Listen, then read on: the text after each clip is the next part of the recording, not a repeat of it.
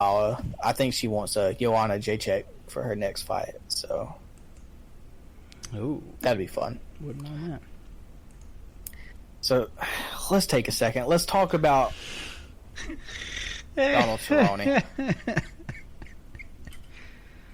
Funny story. Did you know, before the WEC was even acquired, I didn't like Donald Cerrone. What was your reasoning in that? You and I come from a little small town in Alabama. Yeah, we do. And you and I don't fit the culture that is in that town. It's fair. And I just disliked anyone I got you. Who wore a cowboy hat? a cowboy hat, or maybe they just wanted to look the part. And because he lined up with the people that I just couldn't stand. Now, for anybody listening, just know these people I'm talking about, there was much bigger reasons to not like them than the fact that they wore a cowboy hat. It was overall just who they were. I don't know how they are as adults, but this was when I was 16. I was a kid. I was stupid. I probably didn't have a legitimate reason anyway. But when I looked at him, that's all I saw. And it didn't take but like a few fights for me to realize, oh man, I actually really like this guy. And I've been a fan ever since he got in the UFC, ever since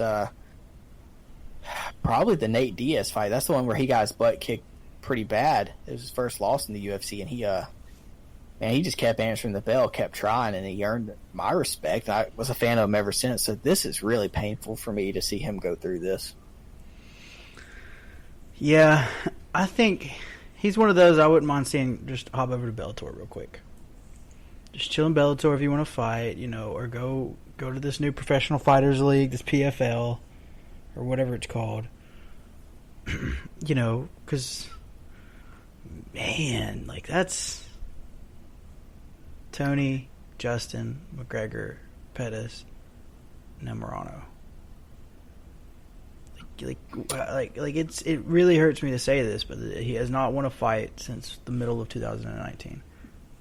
Actually, it's been 3 years since he's won a fight in the UFC.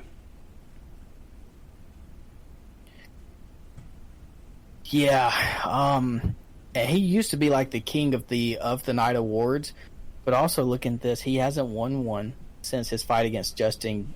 Well, his last one was against Tony Ferguson. Was the middle of 2019. Dude, look at that stretch in 2019 real quick. May 4th, and then June the 8th, and then September 14th. That's 3 killers in a row right there. Those are all big. I mean, like those, all 4 of those people right there are insane.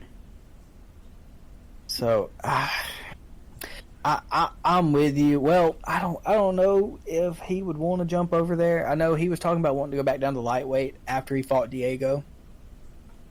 Alex Morono, I don't know much about the guy. Are we perhaps missing something? Was he better than we anticipated?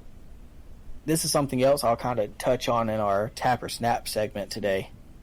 But that dude seized an opportunity, and he came in here and he put Cerrone on blast. I don't think Cerrone can take a punch like he used to. No, I don't think he can either. But yeah, this Alex guy is, I mean, he's got a couple losses, but I mean, the last one to Pettis, so I can't say much to that. It was a decision. I think you're about to see his name pop up on some bigger cards. It looks like he's only been on one actual pay-per-view. It was the Jones-Reyes fight, 247. I think he probably should. He seems very well spoken. Definitely the type of you're a company, you won't mind him holding a belt because he's very well spoken, very respectful and everything. So I hope he gets a step up because he looked really good. Also, though, Cowboy is known for being a slow starter. That could have played into it. I don't remember him landing anything of significance in that fight. Well, nope, there was one body kick he landed that you could tell Alex kind of winced a little bit, but he sees an opportunity, and I think that's great for Alex Morono. How do you think a Diego Sanchez fight would have went? That's a whole nother story. Yeah, that is a whole nother story. I don't think it would have went good. I think it would have potentially just been if Donald Cerrone is in fact at the point where his body cannot do what it used to do, that might have been a very just ugly fight, because we know how Diego Sanchez looks at this point. And if Donald Cerrone is kind of at that point where his body's starting to fail him, that just might have looked really ugly. Yeah, I agree. Imagine turning that fight on for a first-time viewer and be like, these are two legends of the sport. Not a good look. No. Anyway, I'll transition away from him. So, are you going to tune into the card this weekend? Because we got a big one in UFC 262 coming up. Absolutely, I'm really excited for this main card. There's a couple prelims that I might try to check out. I'm really excited for this main card. Dude, I'm with you. I'm actually going up to Bees Market to get a couple of pounds of shrimp. And I'm going to do like a mini shrimp bowl for me and my wife. So I'm going to have a good relaxed weekend watching this one. As far as prelims go, I'm kind of with you. I'm wanting to catch the last three prelims because we've got Valentina's sister, Lando Venata, who I think is slept on, and I like watching Jacare. You never know what he's going to do on the ground. So, yeah, I'm with you. Those are actually the three that I was looking into. I like Jacare too, so that'll be fun to see him on the prelim. We're going to make some picks here. We only going to pick the main card. Oh, we'll pick the main card and one prelim. You want to do? Oh, let's do Shevchenko's. Shevchenko's? Okay. Yes. So, for anybody wondering, we're going to start with this card making picks. And we're going to go through the end of the year, or maybe shorter. We'll figure it out. We may start doing it by quarter. But whoever has the worst record, and you'll be able to keep up with this on our Twitter account as well, but whoever has the worst record at the end of the quarter or year, whatever we decide, it's going to be a challenge that we're going to put on our YouTube channel. A fan-voted challenge. Fan-voted challenge. So if you want to follow us on Twitter, that's going to be... And I knew I should have had this up before I said anything. That's on me. But, yeah, that's definitely on me. So that's going to be at Tappersnap MMA Pod. And then, of course, on YouTube, that's Tappersnap and MMA Podcast. We'll be there. We'll be tweeting it out and everything. So give us a follow. Give us a like. Whatever you want to do. Retweet or not us. Like, whatever. I don't care. But, so, okay. So we're going to do the Shevchenko fight and Andrea Lee. Mm-hmm. Okay, so who are you thinking? I think it's easy to say Shevchenko, but I don't know too much about Lee.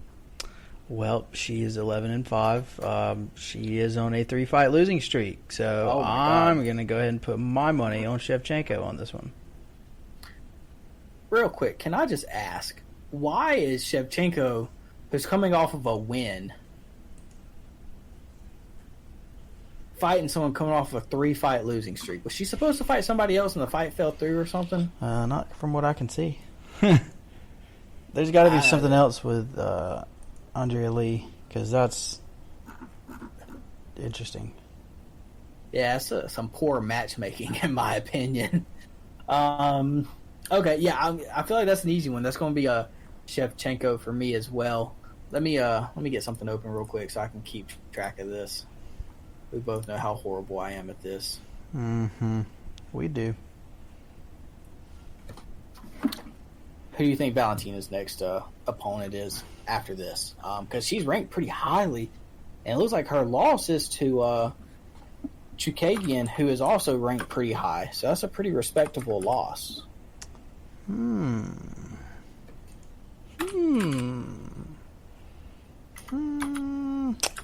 You know, I wouldn't mind seeing her go against Alexa Grazio. Alexa Grazio? Yeah.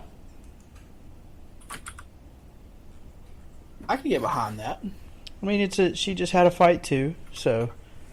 Well, actually, it was 3 months ago she had a fight, but she just had a fight too. I could get behind that. I think Alexa is going to be one of those that's going to be around for a while. She's young, going to be super fun to watch. Mm-hmm. Agreed. Okay. All right, so next one. Do you got Barboza or Mr. Shane?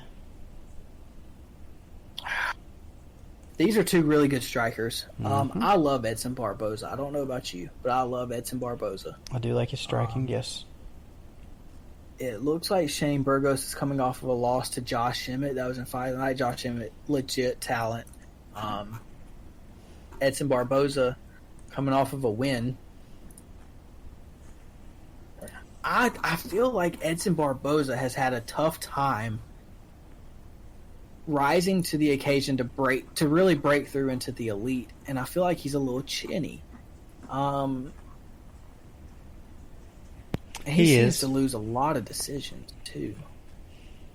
He does. I think he tries to go in there and scrap a lot, and I don't think that his body sometimes can hold up to it. I don't think it's necessarily a bad thing, because that's the stretch that he was in. He's part of that group that was, I mean, that's hell going through that division, the last 5 years. That's not been a fun division to be a part of. He's also really big. I wonder if the weight cut has anything to do with it, because he's in 145 pounds. True. Could. Very well could. I think I'm going to take Burgos, even though that's not who I want to win. That's who I think's going to win. All right. I like Burgos too. However, I'm going to go against you. I think that Barboza, he comes in. I think he plays a little bit smarter, and he kind of drains Shane of his energy. I think Shane comes in as a brawler, and I don't think that he can last. And I think it probably goes to decision. Okay. So Barboza by decision. Mm-hmm. Okay. Okay. It's so weird. I hope you're right and wrong at the same time. I don't know how to explain that, but whatever. So Edmund Shabazian and Jack Hermanson was normally on this card. It's now been moved to next week. So Matt Schnell and Rogerio Bontorin has been bumped up to the main card. I really like Matt Schnell. I'm gonna let you. I picked first last time. Who are you picking on this one? I'm going to go Schnell as well. I like him as well. I watched that Nam fight, and he was a good little scrapper. So I think it was a split decision, but I think he's going to come in banging on this one. I don't know a lot about Bonatorin, but, he's got 2 losses in a row. Kai Kara was one. So that's an admirable loss, but he hasn't been in the UFC that long. I don't see it. I see Snell's taking it. I think he knocks him out. So I watched that Kai Kara France fight, and he was beating Kai up until Kai dropped him with that punch in the first round. Yep.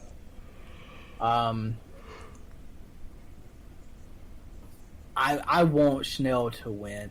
I've been a fan of his since I watched the series on MTV. I think it was Caged, where he was still an amateur. And I watched his very first fight on Access TV, I think it was. And I want him to win. I'm a fan.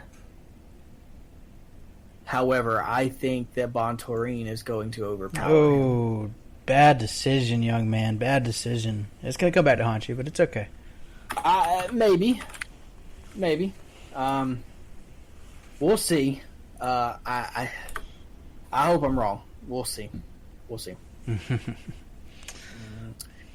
Oh, I can't wait till you have to eat a Death Reaper jalapeno. Anyway, okay. Oof. Okay. Already spitballing ideas. Okay, I got you. I'll start coming up with some too then. Oh, God. All right, Caitlin Chukagian, who, by the way, is ranked number 2 in the women's flyweight division, is taking on Vivian Araujo, who is ranked number 7.